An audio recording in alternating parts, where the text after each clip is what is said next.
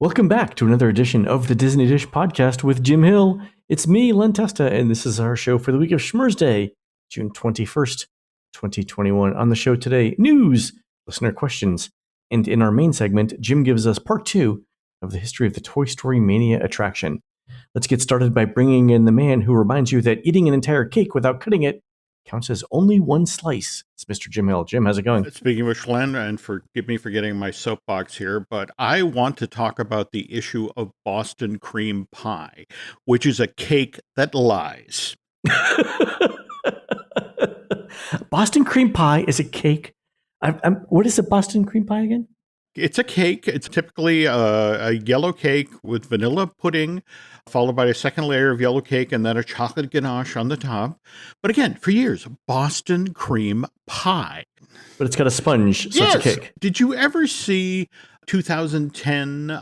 I did not. Okay, there's a wonderful exchange in it. They send both Russians and Americans, and one of the Russian officers is talking about, oh, no, don't worry about it. What we're about to do is easy as cake. It's like, no, easy as pie. and later it's like, oh, this thing we're about to do, it's going to be a piece of pie. No, piece of cake.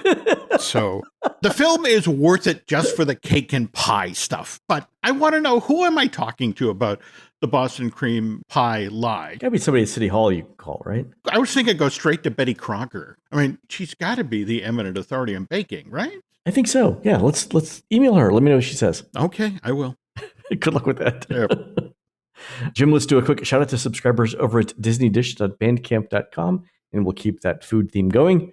Thanks to new subscribers John M. Jones, Squeaky Kitty, and JLB Magic, and It Might Be Mark. And longtime subscribers Dory Kimball, Coaster Art Guy, Sarah and Matthew Pittman. Jim, these are the pastry chefs at Disney's Animal Kingdom Lodge who came up with the famous Zebra Dome dessert, a mix of chocolate, coffee, and a marula cream liqueur.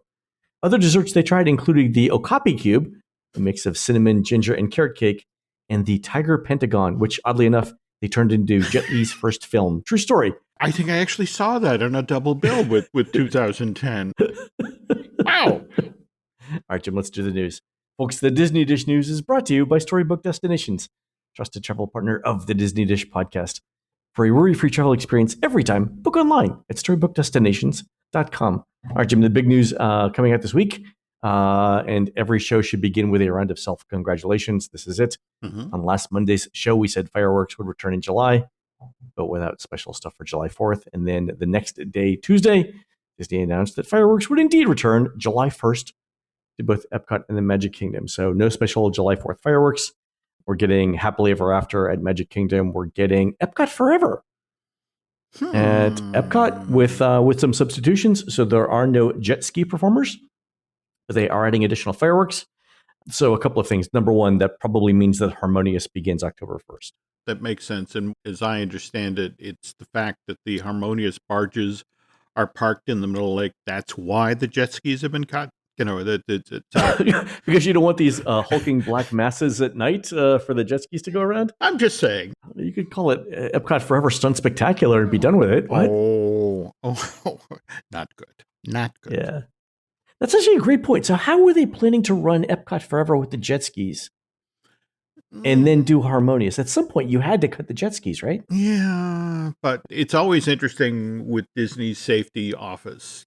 Remember the drone show that was supposed to happen and how they actually okayed a flight path coming off of the restaurant there. The Odyssey restaurant, yeah. Odyssey restaurant. And it's like, we just have to clear that path. And it's like, nope, safety says no. And so it doesn't happen. Yeah. So got it. Mm-hmm. Other big news, tons of park availability dropped for July and beyond, and the Magic Kingdom extended park hours. Mm-hmm. In July, some other operational changes that we've noticed this week. Plexiglass has started to come down on ride vehicles. So like everything from the monorail to Jungle Cruise to Soarin', you are now seated next to guests as before. And speaking of that, rides are being completely filled. Mm-hmm. So no empty rows. And then on popular rides, you might be seated with others. The Mickey Minnie's Runaway Railway pre-show has returned. Yeah, I love hearing that because that was such a great moment when the explosion would occur and you could then walk through the screen into the cartoon world. Yeah, that was kind of neat. I think also just from being operations perspective, having the pre-show takes a little bit of pressure off the queue. Oh, absolutely. Yeah. But interestingly, the Haunted Mansion stretching room scene has not back as of yesterday anyway. Yeah, so but that should be any minute now. Okay.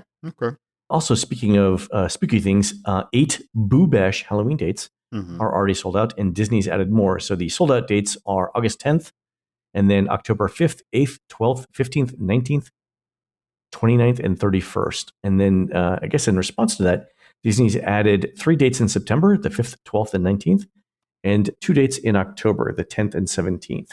So I think when they originally started, Jim, there were 23 of these, and we noted a couple of shows ago that there's something like between 30 and 36 not so scary Halloween dates. It looks like we're getting close to that number.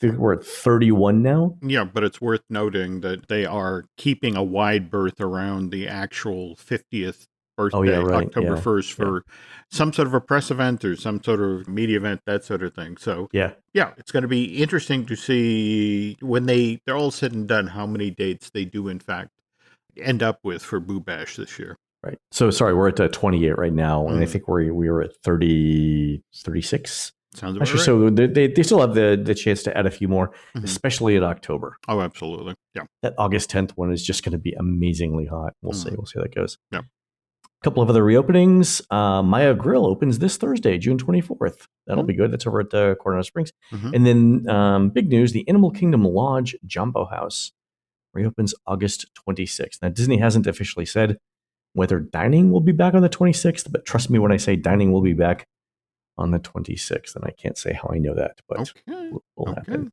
So that makes the Disney Comeback Index, which our friend Matt was on the show a couple of weeks ago to talk about, at 55.57% as of today. Matt says that we'll get a big bump in the index once these things officially reopen in July too, so look forward to that.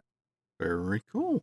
All right, Jim, some listener questions. We got a bunch of questions this week, so we'll go through them. All right, this one's from Lauren, who says, I'm taking my 1.5-year-old daughter to Disney World for the first time in July.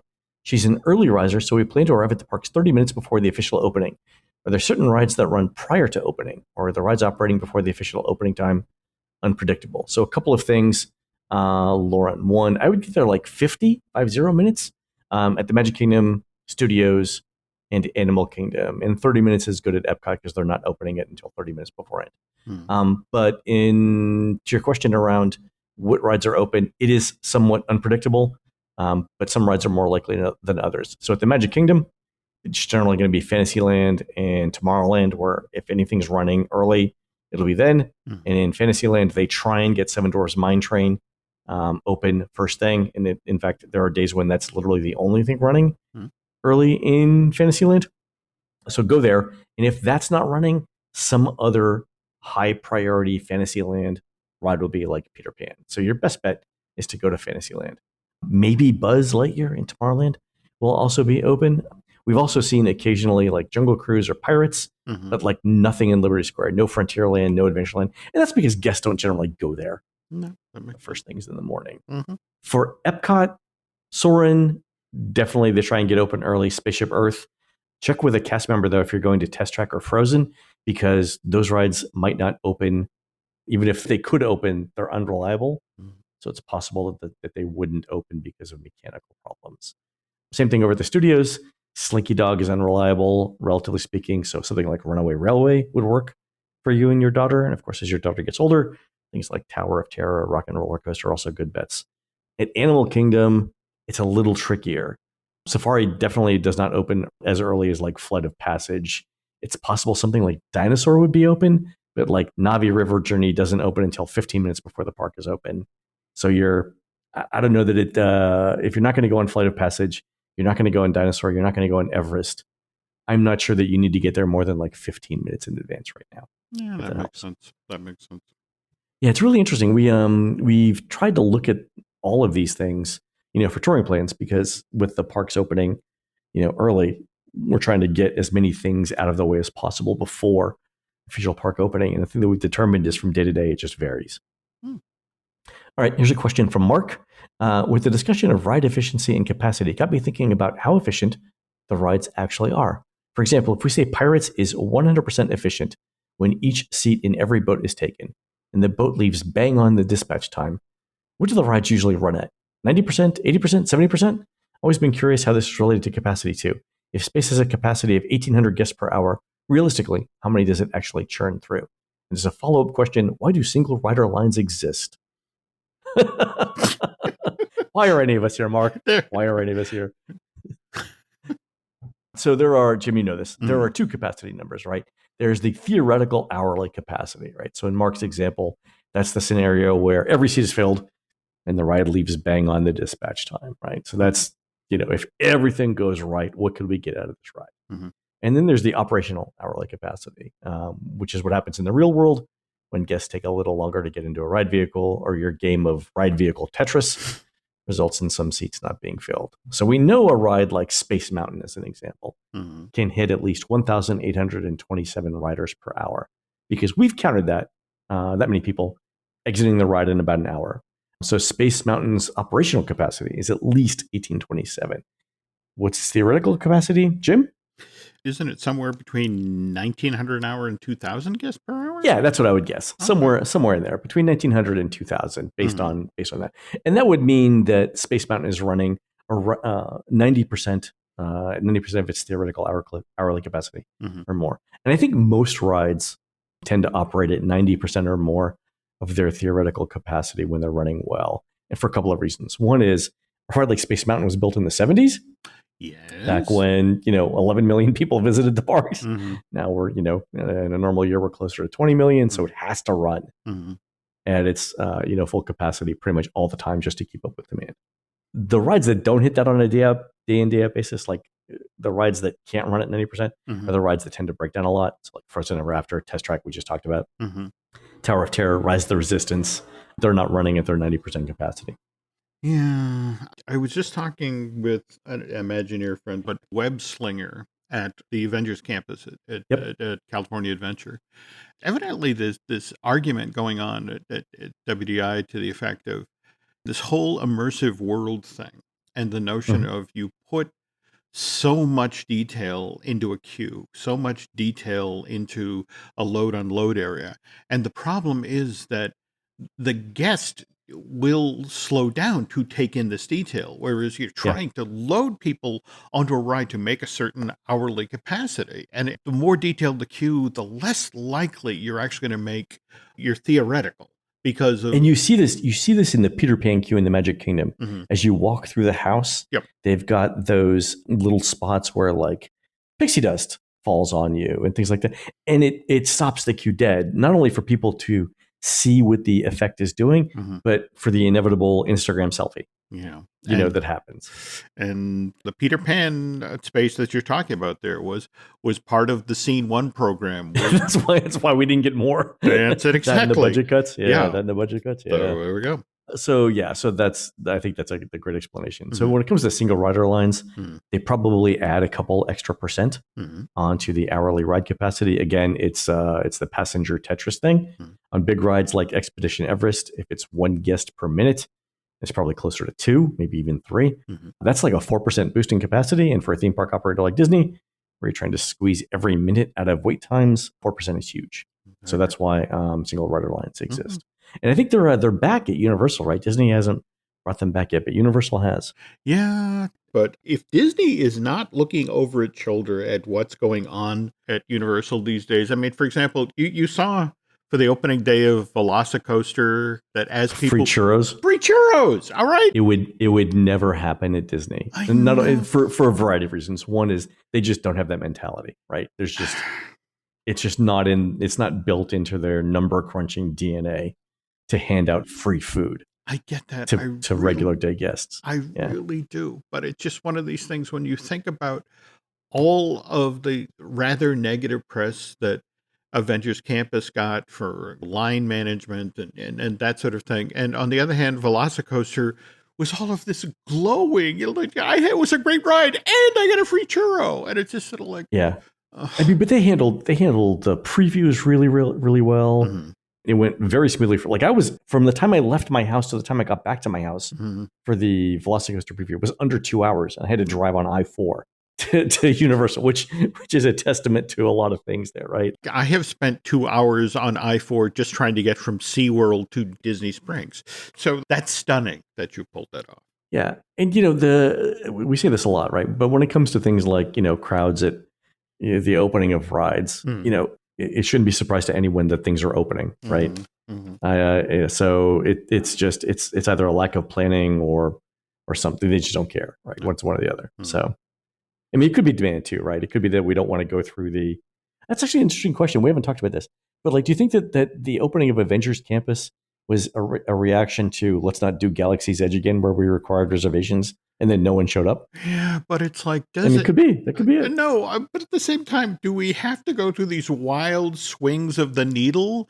I mean, this is a theme park company that has existed for since 1955. They have files and files of how people react and how crowds move, and it's like, really? And you didn't anticipate when people would stand in a 6-hour-long line with their phones that they wouldn't say bad things? As long as it's not a 10-hour line, Jim. There you go. So. All right, fair enough. All right, here's a question from Chad. I've heard in your Disney Dish podcast and other places about people showing up and getting offered upgrades to other resorts. Does using direct-to-room prevent this from happening? In the hopes of this being an option, should I check in at the front desk? All right, so there are a couple of different ways. So this is you book a room at a Disney resort and you get moved to another resort, at least the equivalent, sometimes an upgrade. And we saw this happen in the spring with people booking at like the Contemporary and getting moved to the Grand Floridian, or booking at a Moderate and getting moved to the Grand Floridian. And generally what it is it's this practice, right? Disney will book all of the available rooms at a particular resort. So let's say all the rooms at Pop Century or Art of Animation, and they will run out of rooms to sell at that price point. So what they'll do is they'll take some people who have paid, full price or nearly full price, and move them to another resort at no cost, so they can keep selling those value rooms. It basically adds inventory, right? So let's say that there are, and I'm making up a number here, let's say there's 1,000 regular priced rooms at Art of Animation, right? So not the suites, but the standard Little Mermaid rooms. And let's say Disney knows they're at like 115% of capacity. Like they've actually sold 15% more rooms than they have for a particular set of nights for Art of Animation. They'll take 15% of the people who have booked, maybe even 20%, right? Just to give them a little extra space. So they'll take 1 out of every 5 people and they'll say, you know what? We're going to offer you an upgrade to, Coronado Springs or to Caribbean Beach, in some cases to a deluxe resort. No cost to you. It's a better resort. It's a bigger room, right? Please take it. And what that allows them to do is to get back to full capacity without having to turn people away. And if they actually do a little bit more than that, it allows them to keep selling value rooms. So if you've got a bunch of customers who are willing to pay value room prices, but not moderate room prices, it keeps the revenue rolling in. But it doesn't incentivize people because it's random, right? You don't know who's going to get the upgrade. So it allows Disney to keep selling rooms that technically they don't have. And I do think using direct to room prevents this from happening. If you're looking for an upgrade, or let's say you just want an upgrade when you get there, definitely check in at the front desk. Okay, excellent advice. These days, like I think Pop Century, I think Art of Animation, like over the next couple of weeks, they're basically at 100% for the inexpensive rooms. So they're probably already doing some internal upgrades, moving people to different kinds of rooms. I don't know how likely an upgrade is. It's going to depend on your resort. Like if you're at, even the Grand Floridian's kind of busy right now. If you're at like Coronado Springs, you might have a decent chance, right? Or if you're at like Saratoga or Old Key West, upgrade might be available there. But the value resorts, especially with sports and music not being open, that's going to be tricky. We'd love to hear from any folks who actually do get the upgrade, and in particular, which hotels this is happening at. The process that Disney uses internally is known as walking, or walking you from one resort to another. I think, what did we hear last year, Jim? During the pandemic, as things started to improve, people were going from like, was it Pop Century to like Kidani? Yeah, it was some weird upgrade where it's like, it's the best $99 room I've ever bought in my life, like that sort of thing. Yeah, I remember you talking about the folks who suddenly found themselves at the Flow, and just sir, could you stop singing in the lobby? Exactly. Moving on up. There we go. All right. Here's a question from Ted. Mhm. I love the Disney dish, especially when you talk Disneyland logistics, because it's my home park. The family and I visited Disneyland and California Adventure last week and loved Adventures Campus, but it's definitely missing that big e-ticket ride. Do you or Jim have any updates on the big Avengers Quinjet ride? Jim? Okay. First of all, I know there has been a lot of talk about the fact that, oh my God, how dare the Imagineers build the entrance to the attraction and put the Quinjet there, but not build the actual ride. And I want to direct your attention to December of 1962, where the facade of the Haunted Mansion suddenly appeared behind the fence. And sat for what, 7 years? Damn near August of 1969. So this sort of thing is not unprecedented. And we waited, as you mentioned, almost 7 years and got a ride that to this day is beloved. So this has happened before. So please sit at home and untwist our knickers. On the other hand, I have heard from friends in Imagineering, one of the reasons this project got stopped is, of course, we tragically lost Chadwick Boseman.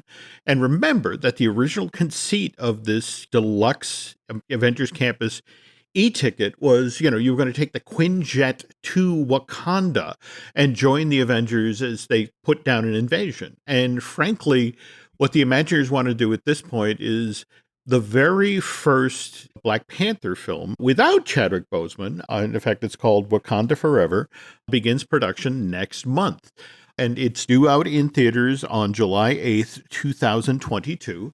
Imagineering wants to see how the public reacts to a Black Panther film without Chadwick Boseman before they then commit to, okay, let's do another story set in Wakanda. Now, Marvel Studios is doubling down on Wakanda. They've got a limited series in the works for Disney Plus that's set in that world.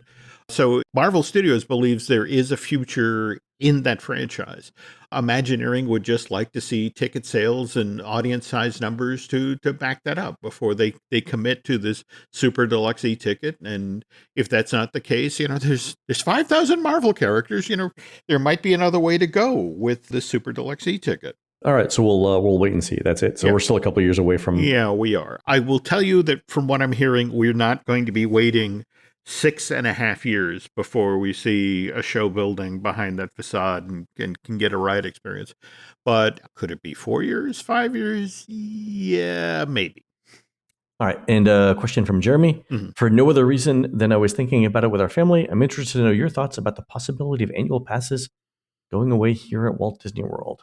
That honestly is not what I'm hearing. I mean, we're not talking about two theme parks where 70% of the guests come from 100 miles away. I mean, yeah, it's a different ratio. Yeah, that's it exactly. So could they make tweaks and fixes? I mean, Bob Chapek is very, very much about every revenue stream being explored. So yeah, I think the Walt Disney World annual pass program could get looked at hard and could see some changes, but certainly not anything like what's going on in California right now with, the loyalty programs and that sort of talk. Yeah, we still haven't seen anything definite about what's going on in Disneyland, right? And there's no timeline for annual passes to return there. No. Everything I'm hearing is, look, we're just trying to get through this summer.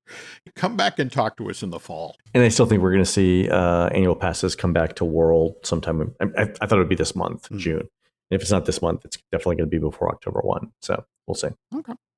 All right. Last question is from Alex, who says, Jim and Len, what % of royalties would you like if I start selling T-shirts that say, "That's it exactly, Len"? Wow. I have officially become a cliche with feet. Is that what he's saying? Did we ever tell the listeners that we wanted to come up with sell T-shirts that just said the word "literally" on it, and then the podcast stuff on the back?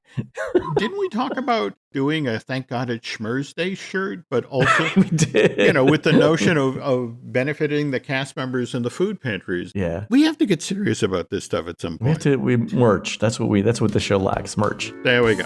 So. All right, folks, we're going to take a quick break. When we come back, Jim continues the history of Toy Story Mania. We'll be right back.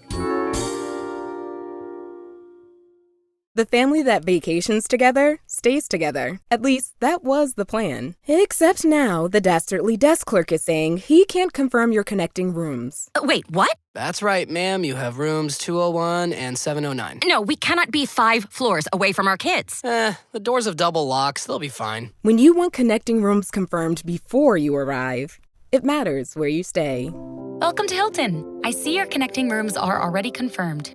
Hilton, for the stay.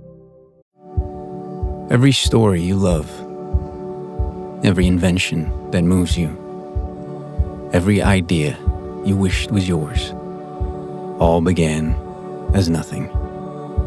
Just a blank page with a blinking cursor, asking a simple question. What do you see? Great ideas start on Mac. Find out more on apple.com/Mac. All right, listen up, nacho chips. Quiet down, crispy potatoes. This is the moment Velveeta's been preparing you for, and you're not about to crack under pressure. Today's the day to go all in on the drip. Velveeta's Heat and Eat Queso is the MVP of any game day spread, so stick by them, and you'll be golden. Now get out there and make delicious history. No tailgate party is complete without Velveeta. All right, Jim, when we left off last week talking about Toy Story Midway Mania, we had the Imagineers getting ready to do a ride-through shooting gallery for Paradise Pier that was based on cannons with pull strings that came from an old Disney Quest ride, right? Yep. And it was going to be built around Mickey Mouse. Yes. As far back as the fall of 1955, people were clamoring for some sort of ride show and attraction built around Mickey Mouse. And 65 years later, with the opening of Mickey and Minnie's Runaway Railway, Hollywood Studios, we finally got that attraction. Kind of killed me that it opened on March 4th of 2020 and then had to close 11 days later because of COVID. But we did finally get it. And the reason that it was the fall of 55 rather than July of that year when Disneyland first opened, that Disneyland began to have a Mickey Mouse problem, was because the Mickey Mouse Club TV show started airing on ABC October 3rd, 1955. It's the hour-long edition of the show. It runs Monday through Friday. Oof. And it's right after kids get home from school. So folks are arriving at Disneyland Park and going to the guest. They say, well, where's Mickey? And it's like, if you watched the Dateline Disneyland, that 90-minute long TV special that ABC broadcast, the characters that you saw running up Main Street, USA, those weren't Disney's. Those were from the Ice Capades. There Yeah, we go. talked about this on a previous show. Yeah. But here's the thing. In 1949, Walt signs a long-term agreement with the Ice Capades folk. The idea is with each edition of the Ice Capades, and John H. Harris, the gentleman who produced the show, he would send a new version of the Ice Capades out on the road every year. So the idea is that each of these shows going forward would have a lengthy segment, built around Disney characters. So first edition we saw do this was the 1950s edition of the Ice Capades. That's when they introduced their Walt Disney Toy Shop number. And so they had, performers dressed as Mickey, Minnie, Donald, Pinocchio, Dumbo, and Pluto. By the way, Len, those last two outfits were two-persons skating outfits. Yeah, Dumbo's a big outfit. And you're not going to do any sort of triple salcal. And, No, you're not. But of course, by the 52 edition, they've gotten a little more sophisticated and they're doing a full 20 minutes now. Wow. Based on Cinderella. I mean, they focus on one film and Disney was actually providing the soundtrack and the voice actors. So it was ridiculously authentic. 20 minutes. Yeah. I mean, talk about attention spans back then. Wow. 20 minutes in an Ice Capades in 1950 versus 2+ hours for Disney on Ice now. The arena show that, is supposed to begin running around the country sometime soon again. So I guess we should check on that. So we jump back to the fall of 1955 and people are, hey, I want to see Mickey. And it's one of these things where it's like, I can't call the Ice Capades because they just launched the latest tour, and frankly, they need the costumes.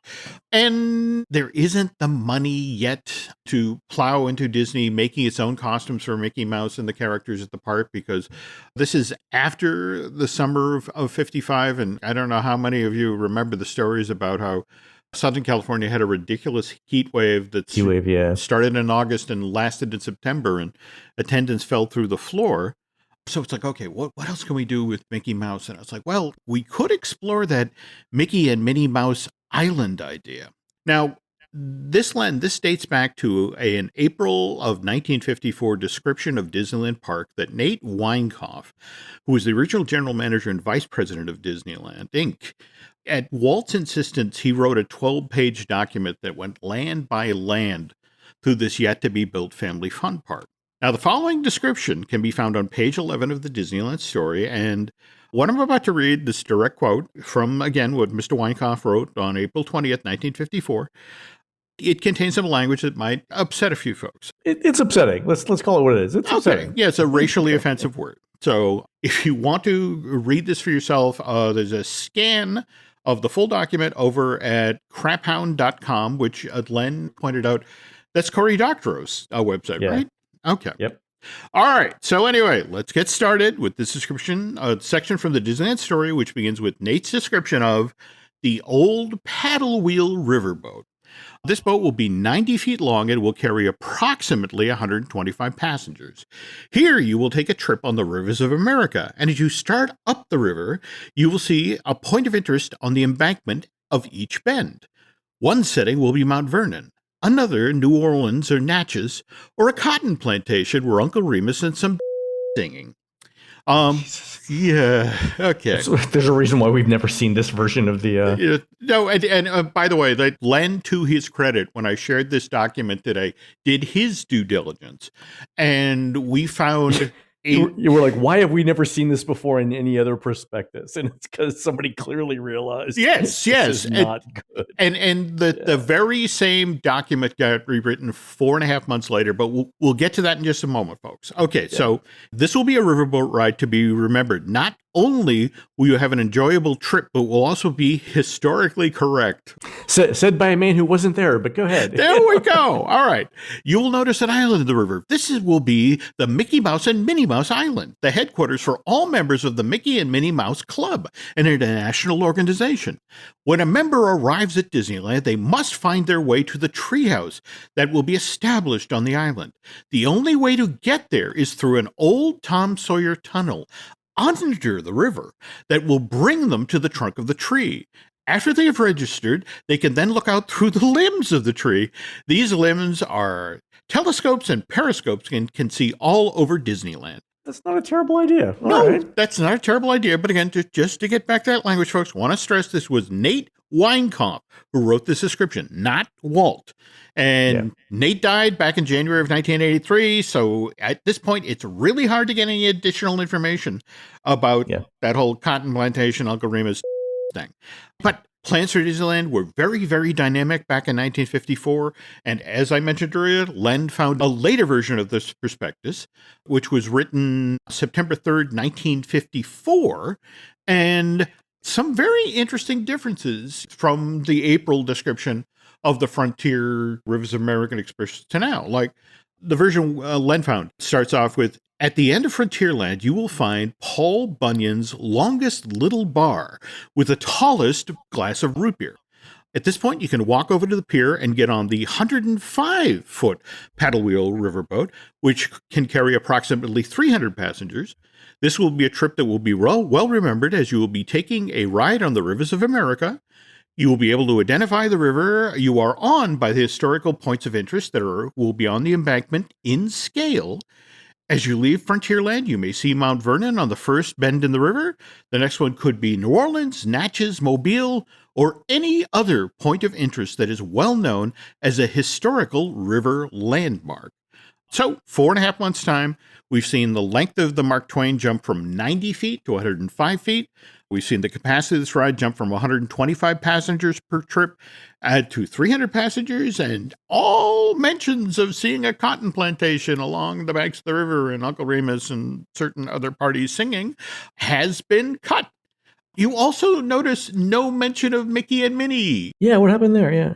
Let's think about it. It's the fall of 55. The park has been operating for a few months at this point. And Walt now realizes in order to build that super cool sounding secret tunnel that Tom Sawyer built under the rivers of America, which would allow Mickey Mouse Club members to secretly enter the treehouse.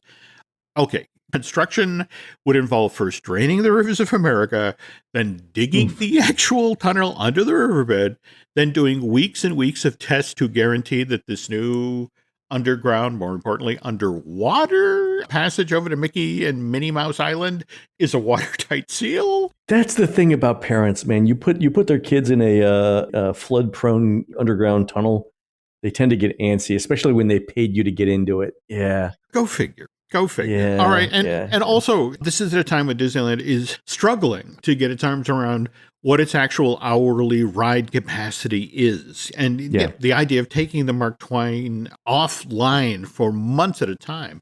At that point, the Mark Twain was the second highest capacity ride in the park. It could handle 1,500 guests an hour. Yeah.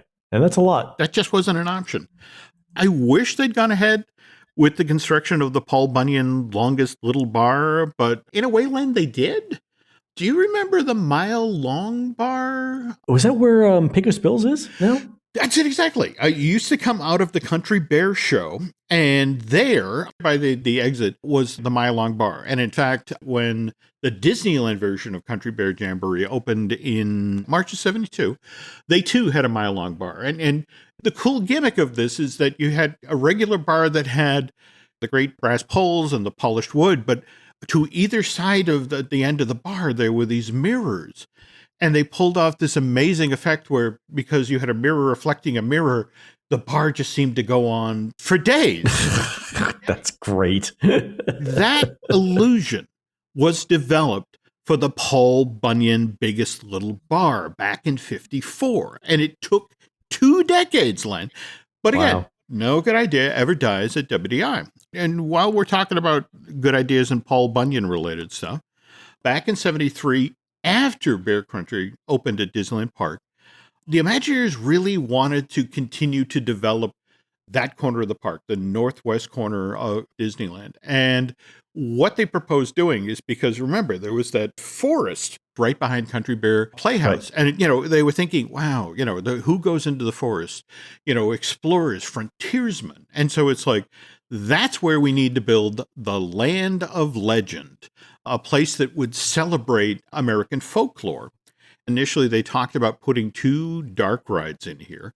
One of them, actually, what's funny is it's the Legend of Sleepy Hollow ride, which was initially supposed to be built at Walt Disney World in Fantasyland. It's going to be the attraction that sort of served as the gateway from Fantasyland to go down the hill into Liberty Square to where the Haunted Mansion was located, which that version was supposedly a mansion built around the Hudson River Valley.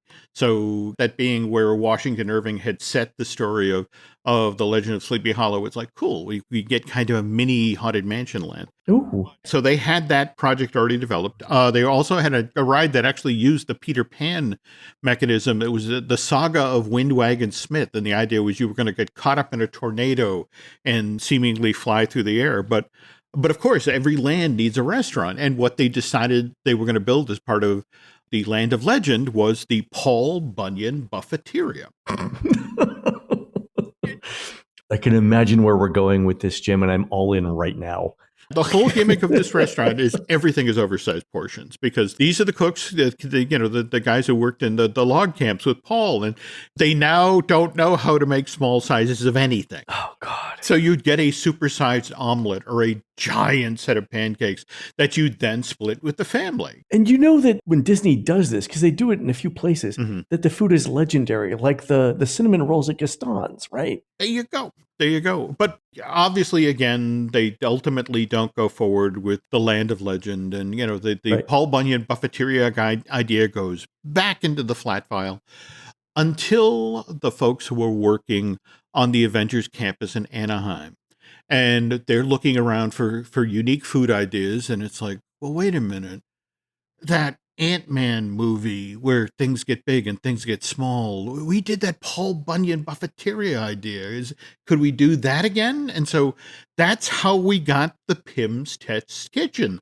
That just opened with its ridiculously supersized chicken sandwich or the crazy huge pretzel. And didn't Guy Seliga, Guy participated. It's like $100 for a, is it shawarma? Yeah. Oh, well, I think they do a Pimnini. That's the $100 sandwich that actually feeds 8 people. But this was proposed in 1973, and we finally saw it in 2021. So, sometimes it does take 50 years, but ideas eventually do make it out of WDI. That's fantastic. And those sandwiches are good for a number of reasons. One is if you have like you said, 6 to 8 people, it's basically the same cost as a regular counter service meal. But it's so photogenic. Right. Oh, yeah. Well, and we now live in this age where if you don't have pictures, it didn't happen. And, it didn't happen, exactly. So you're documenting your meal and you're making your friends and family enthusiastic about also going to experience the Avengers campus. So it's win-win-win. Anyway, back to fall 55. Walt didn't have decades to placate those rabid Mickey Mouse fans. They wanted FaceTime with their favorite mouse right then and there. So what did Walt do? And how does that eventually get us to Toy Story Midway Mania? Come back next week, folks, for the next installment of the Disney Dish series, and we'll get you there, okay? These shows just end up making me hungry. I don't know what it is. Everything they've shown for the Pim Test Kitchen looks amazing. I'm a little concerned about the stories coming out about how people are getting access to that restaurant. But again, you got to allow, it's the first couple of weeks. Yeah, everything's just so new too, yeah. Yeah, I'm hoping they will figure it out. Because, want to get in there and eat an oversized chicken sandwich. When they say, serve 6 to 8, I see that as a challenge.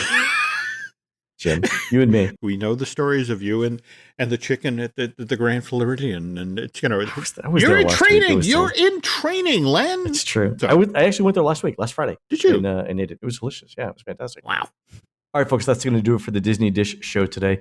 Please head on over to disneydish.bandcamp.com. where you'll find exclusive shows never before heard on iTunes, including a new show on the history of World of Color and Disney California Adventure. On next week's show, we finish up this story of Toy Story Mania. You can find more of Jim at jimhillmedia.com and more of me, Len, at touringplans.com. We're produced fabulously by Aaron Adams, who'll be giving out samples of his triple cream paniolo and artisanal chev at the 13th Annual Vermont Cheesemakers Festival, Saturday, August 8th and Sunday, August 9th, at the Coach Barn in beautiful rural Shelburne, Vermont. While Aaron's doing that, please go into iTunes and rate our show and tell us what you'd like to hear next. For Jim, this is Len. We will see you on the next show.